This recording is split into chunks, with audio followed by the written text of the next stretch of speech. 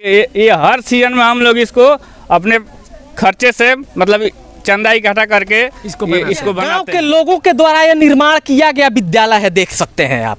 इसका छत देखिए, ये आधुनिक भारत का बढ़ता बिहार और विकसित बिहार का यह नमूना है। यहाँ पे आया तो मुझे लगा कि मैं पुरातन काल में आ गया हूँ, जैसे रामायण के समय में या महाभारत के समय में गुरुकुल चला करता था, जहाँ पे बच्चे नीचे बैठा करते थे और गुरुजी ऊपर एक चबूतरा बना हुआ रहता था और उस पे बैठ के बच्चों को गर्मी पड़ती है तो इसमें बच्चों का बैठना, इनफैक्ट हमारा भी बैठना काफ़ी मुश्किल हो जाता है, तो बहुत ही मुश्किल है ऐसी जगह में। अच्छा से खड़ा नहीं हो पा रहा हूँ, अगर मैं सीधा आऊँगा तो ये छत जो है मेरे सर के ऊपर आ जाएगा। सर को तोड़ देगा, छत नहीं टूटेगा, सर टूट जाएगा। देख सकते हैं ये शौचालय है, शौचालय का गेट है, ये गेट देखिए हटाइए, और इस शौचालय के अंदर देखिए वो सीट लग। नमस्कार, मेरा नाम पंकज कुमार भारती है और आप देखना शुरू कर चुके हैं GGN एक सच।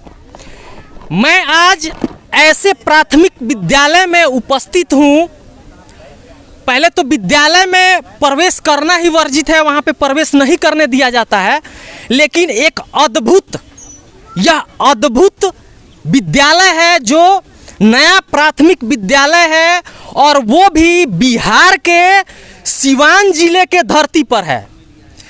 वह सिवान जिला जो 1947 में जब हमारा देश आज़ाद हुआ और आज़ाद भारत के प्रथम राष्ट्रपति डॉक्टर राजेंद्र प्रसाद की धरती है ये, और उस धरती पे मैं उपस्थित हूँ और उस धरती का यह नज़ारा है, यह प्राथमिक विद्यालय चौकी हसन का। आप यहाँ पे देख सकते हैं इस विद्यालय का कंडीशन, हालात कैसा है। यह झुग्गी और झोपड़ी में इस आधुनिक भारत में विकसित बिहार, बढ़ता बिहार, और इस बढ़ते बिहार का, विकसित बिहार का यह तस्वीर है। यह विद्यालय, यह प्राथमिक विद्यालय, नया प्राथमिक विद्यालय जिसका निर्माण कहें गांव के लोगों के द्वारा, स्थानीय लोगों के द्वारा 2017 में किया गया। यहाँ पे लगभग 150 बच्चे पढ़ते हैं। आप देख सकते हैं यहाँ पे 2 शिक्षक हैं इस विद्यालय में, और इस विद्यालय का कंडीशन देख लीजिए।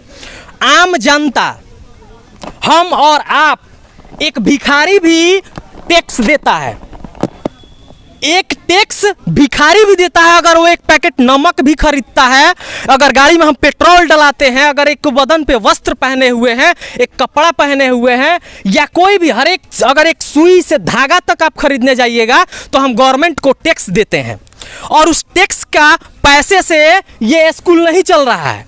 यह गांव के लोगों के द्वारा यह निर्माण किया गया विद्यालय है, देख सकते हैं आप। इसका छत देखिए, ये आधुनिक भारत का बढ़ता बिहार और विकसित बिहार का यह नमूना है। यह छत, थोड़ा इस छत को दिखाइए यहाँ पे लेके आइए और नीचे दिखाइए, नीचे से, कि यह कैसा विद्यालय है और कितनी कष्ट से यहाँ पे शिक्षक पढ़ा रहे हैं और यहाँ के बच्चे जो है पढ़ रहे हैं। देखिए, अगर एक बारिश हो जाए, थोड़ा सा धूप आंधी चल जाए, तो ये जो है छत है वो आंधी तूफान बारिश उठा के यहाँ से कहीं और ले जाके इसको फेंक देगा। डर का माहौल इन बच्चों में और यहाँ के शिक्षकों में हमेशा जो है बना हुआ रहता है, इसलिए कि आंधी पानी आए, कोई घटना दुर्घटना हो जाए, क्या पता। ये देखिए इन बच्चों को कैसे नीचे बोरी बिछाकर बैठे हुए हैं। आम जनता का पैसा, टैक्स का पैसा कहाँ जा रहा है, किधर विकास दिख रहा है। आप हमेशा पत्रकारों पे केस हो जाता है, बोल दिया जाता है कि आपको विद्यालय में प्रवेश नहीं करना है। अगर हम लोग यहाँ पे नहीं आते तो क्या यह समस्या दुनिया को दिखा पाते, आप सब तक हम लोग पहुँचा पाते। ये देखिए यहाँ पे बच्चे बोरी पर बैठ के, यहाँ पे देखिए सिवान जिला के जो है महिला सांसद हैं कविता सिंह जी, और इस विद्यालय में सबसे ज़्यादा बच्चियों की संख्या है, और यहाँ के सांसद या स्थानीय विधायक के द्वारा या किसी भी नेता के द्वारा कोई कदम अभी तक नहीं उठाया गया है। हमारे साथ सर हैं। सर, आपका नाम क्या होगा? मेरा नाम रविशंकर है। सर मुझे जब मैं यहाँ पे आया तो मुझे लगा कि मैं पुरातन काल में आ गया हूँ। जैसे रामायण के समय में या महाभारत के समय में गुरुकुल चला करता था, जहाँ पे बच्चे नीचे बैठा करते थे और गुरुजी ऊपर एक चबूतरा बना हुआ रहता था और उस पर बैठ के बच्चों को शिक्षा दिया करते थे। इस आधुनिक भारत में और ये बढ़ता बिहार, विकसित बिहार नीतीश कुमार के ज़माने में अगर ऐसे आप शिक्षा दे रहे हैं, आप क्या कहेंगे इस पर? सर आप लोग मीडिया हैं, आप ही इसको आगे ले जा सकते हैं। आप तो यहाँ आज आए हैं, हमें तो यहाँ डेली आना है सर। और आज आप देखेंगे कि मौसम थोड़ा ठीक है, वरना जब इसमें गर्मी पड़ती है तो इसमें बच्चों का बैठना, इनफैक्ट हमारा भी बैठना काफ़ी मुश्किल हो जाता है। तो बहुत ही मुश्किल है ऐसी जगह में पढ़ाना, पर अगर सरकार ने हमें जिम्मेदारी दी है तो हमें उसका पालन करना पड़ेगा। पालन होगा, सरकार ने जिम्मेदारी दिया है, लेकिन ऐसे जिम्मेदारी का निर्वहन करेंगे आप तो हो सकता है कभी दुर्घटना आपके ऊपर ही हो जाए, बच्चों के ऊपर हो जाए, फिर आपसे ही जवाब मांगा जाएगा। आपकी बात से मैं एग्री करता हूँ बिल्कुल, पर जैसे ही मौसम ख़राब होता है तो HM सर जो हैं वो बच्चों की छुट्टी कर देते हैं, ताकि कम से कम कोई भी बच्चा किसी दुर्घटना का शिकार ना हो। जी जी। तो हम प्रयास कर रहे हैं, सर भी प्रयास कर रहे हैं अपने एंड से। जो जनप्रतिनिधि है उनको भी बोला गया है कि आप लोग जल्दी से जल्दी एक बिल्डिंग का निर्माण करें, ताकि बच्चों के लिए भी अच्छा हो सके और हमारे लिए भी सुविधा हो सके कि हम इन बच्चों को अच्छे तरीके से पढ़ा सकें। मतलब पढ़ाई भी बाधित होती है बहुत, अगर मौसम साथ न दे, कड़ी धूप हो जाए। आप ये देखिए ना कि एक ही क्लास है, अब सारे बच्चे एक साथ बैठे हुए हैं, एक साथ ही बैठे हुए हैं। अगर मान लीजिए मैं 5th क्लास को पढ़ा रहा हूँ तो 4th क्लास डिस्टर्ब होगी, 3rd क्लास डिस्टर्ब होगी। टीचर भी 2 हैं, सबसे बड़ी समस्या ये है कि 150 बच्चों पे 2 शिक्षक हैं। तो ये भी एक बहुत बड़ी समस्या है कि कम से कम एक तो बिल्डिंग का निर्माण बहुत ही अति आवश्यक है, इसको मस्ट इम्पॉर्टेंट बोलना चाहिए कि होना ही चाहिए। अगर बिल्डिंग नहीं है तो बहुत मुश्किल है बच्चों के साथ, यहाँ पर बच्चों का यहाँ पे बैठना बहुत मुश्किल है, क्योंकि अगर आंधी तूफान आएगा तो इनको हमेशा डर है। आप देख रहे होंगे कि चारों तरफ पेड़ ही हैं, अगर कोई भी एक पेड़ अगर गिर जाता है तो उसमें दुर्घटना हो सकती है। यहाँ पे हैं HM साहब जो यहाँ के प्रिंसिपल हैं स्कूल के। सर आपका नाम क्या हुआ? शुभ नाम मेराज अली। सर ये कितनी असुविधा है आप लोगों को यहाँ पे पढ़ाने में?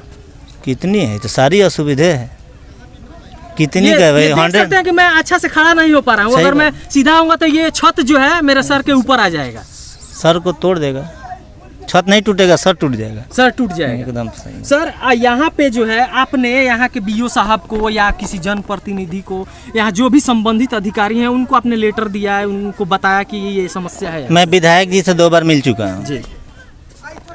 2 बार मिल चुका हूँ जी। कोई रिस्पॉन्स नहीं मिला है। जी जी। और BO साहब से तो बराबर मिलता हूँ, कल भी मिला हूँ। जी जी। अपने बारे में भी कल मिला हूँ, आवेदन वही निकाल रहा जी हूँ जी।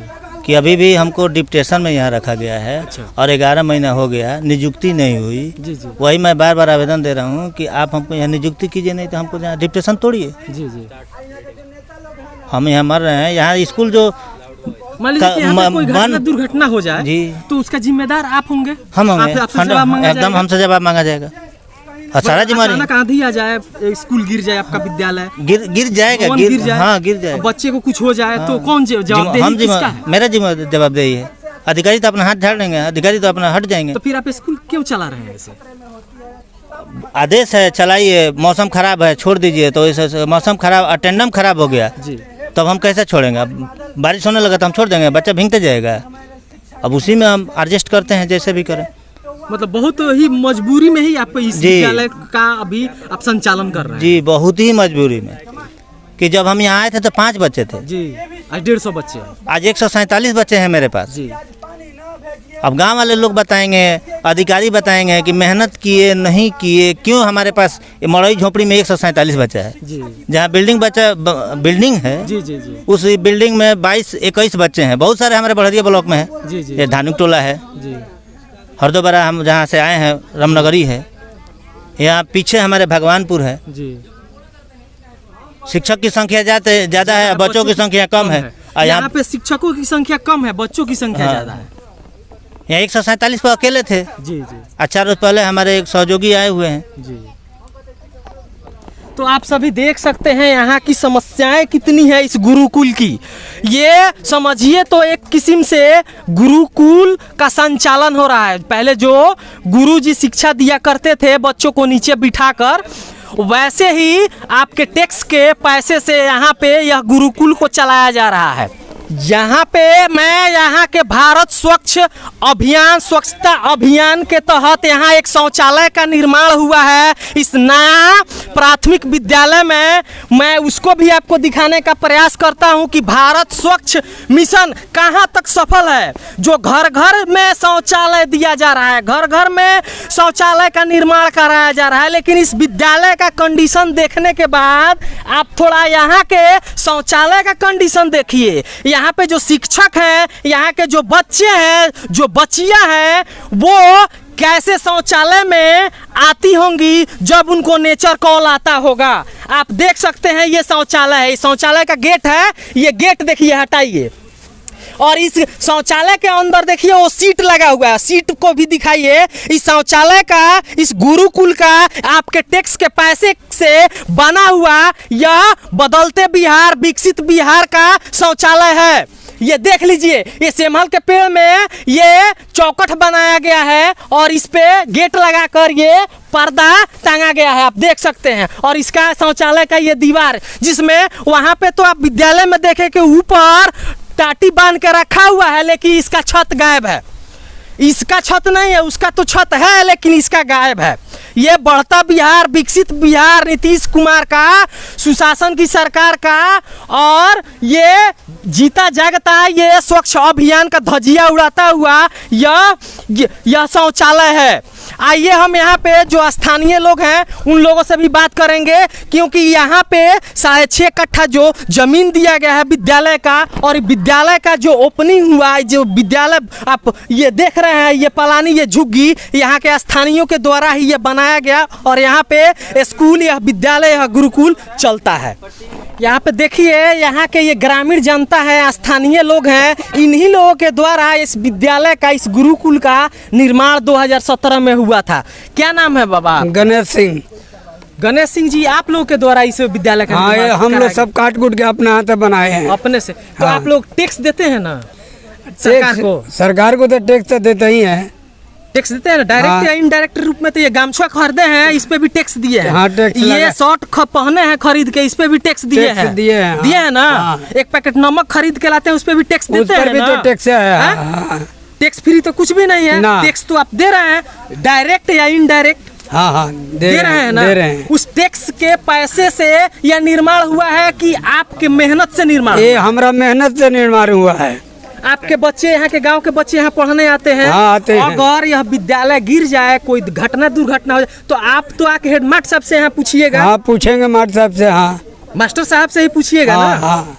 मास्टर साहब जी को जिम्मेदार आप ठहराइएगा। हाँ, उन्हीं को ये जो पढ़ाते हैं उन्हीं पर हम लोग यदि कहे हैं। कोई भी उनसे सवाल करेगा, लेकिन उनकी भी तो मजबूरी है, वो भी तो हाँ, बता वो रहे भी हैं परेशानी में है अपना। कई बार हम बीओ साहब को, यहाँ के स्थानीय सांसद को, स्थानीय विधायक को, यहाँ के जनप्रतिनिधि को सूचना दिए, लेटर दिए, लेकिन अभी तक आज 5 साल हो, 2017 से 2022 आ गए, लेकिन भवन का निर्माण नहीं ना, कोई नहीं हुआ यहाँ।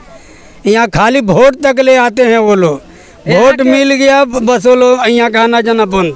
मतलब वोट के समय आते हैं और सीना ठोक के कहते हैं कि हम विकास करेंगे। हाँ, बोले यही बाजा पांडे बोलते थे, बहुत कुछ करेंगे हम। श्याम बहादुर सिंह इतने दिन थे, वो कुछ नहीं किए, हम बहुत कुछ करेंगे। क्या किए हम लोग के लिए? तो वही अच्छा थे। श्याम बहादुर सिंह जो भी काम हम लोग बोले थे वो किए हैं। श्याम बहादुर सिंह वो कभी धोखाबाजी हम लोग के संग में नहीं किया है। ये पंडित होकर के भी धोखाबाजी कर रहा है। ये पंडित का नाम पर भी कलंक है। ये वोट आकर के लोग से ठग करके ले गया। जी, इंद्रजीत कुमार। आप नवयुवक हैं, ऐसा विद्यालय आप कहीं देखे हैं जो आपके गांव में है? नहीं, हमारे गांव में जैसा विद्यालय है, पूरे ब्लॉक में ऐसा विद्यालय आपको देखने को नहीं मिलेगा। पूरे, मुझे लगता है कि पूरे बिहार में, पूरे बिहार में नहीं मिलेगा ऐसा विद्यालय। जो ये डॉक्टर राजेंद्र प्रसाद की धरती, सिवान की धरती, फर्स्ट प्रेसिडेंट ऑफ इंडिया, आजाद भारत के प्रथम राष्ट्रपति की धरती का यह विद्यालय है जो आपके सामने है। यहाँ देखिए 2017 में इसका उद्घाटन किए, ये श्याम बहादुर सिंह आकर के उद्घाटन किए। ये पलानी का उद्घाटन, माधव सिंह आए थे। और सिंह आए थे। शायद बीओ साहब आए थे जी जी। बड़हरिया ब्लॉक से, वो लोग आ करके उद्घाटन किए और बोले कि जल्द से जल्द इसमें काम शुरू किया जाएगा, लेकिन 5 साल हो गया। मतलब उद्घाटन के 5 साल हो गया जी, और बोल जी। के गए थे कि जल्द जल्द से जल्द होगा जी, जल्द लेकिन वो जल्द से जल्द 5 साल में नहीं आया। जी, कुछ नहीं उसके बाद कोई यहाँ देखने नहीं आया कि विद्यालय चल रहा है कि नहीं चल रहा है, पलानी है कि नहीं है। ये तो हम लोग की मेहरबानी है कि अभी तक ये पलानी चल रहा है। तब तक ये हर सीजन में हम लोग इसको अपने खर्चे से मतलब चंदा इकट्ठा करके इसको बनाते हैं और फिर अगले साल इस साल फिर बनाना पड़ेगा। ये देखिए इसका हालत कैसे हुआ है। इस गुरुकुल का, इस विद्यालय का यह किचन भवन है। ये दिखाइए कि यहाँ पे किचन भी विद्यालय के जैसा ही बना हुआ है। इस किचन का निर्माण भी गांव के लोगों के द्वारा ही किया गया है। यहाँ दिखाइए यह चूल्हा है, इसी चूल्हे पे शायद यहाँ खाना जो भोजन बच्चों को मिलता है वो बच्चों को यहाँ पे नहीं बनाया जाता है भोजन। उनको कच्चा जो भी भोजन है चावल दाल वगैरह वो आवंटन कर दिया जाता है, यानी बांट दिया जाता है। इसलिए नहीं बनता होगा शायद कि यहाँ से अगर एक आग की उसको तिल्ली अगर इस भवन में, इस विद्यालय के गुरुकुल में अगर पकड़ ले तो पूरा मटिया मेट हो जाएगा, आग लग जाएगा। यहाँ पे ये दिखाइए ये कितना सुंदर बना हुआ है ये गुरुकुल का यह किचन। ये दिखाइए ये चूल्हा है और इसी पे खाना बनने के लिए यह किचन भवन का, किचन का निर्माण, इस किचन सेट का निर्माण यहाँ के स्थानीय जनता के द्वारा किया गया है। डीएम साहब को स्कूल में जाना है, वहाँ जो भोजन बनता है उसको चखना है, खाना है कि वहाँ पे भोजन कैसा बन रहा है। लेकिन यहाँ पे कौन से अधिकारी आए होंगे अभी तक, हेडमास्टर साहब भी बता रहे थे कि यहाँ पे कोई नहीं आया, खाना तो बनता ही नहीं है। अगर वो आते तो यहाँ के कंडीशन जरूर देखे।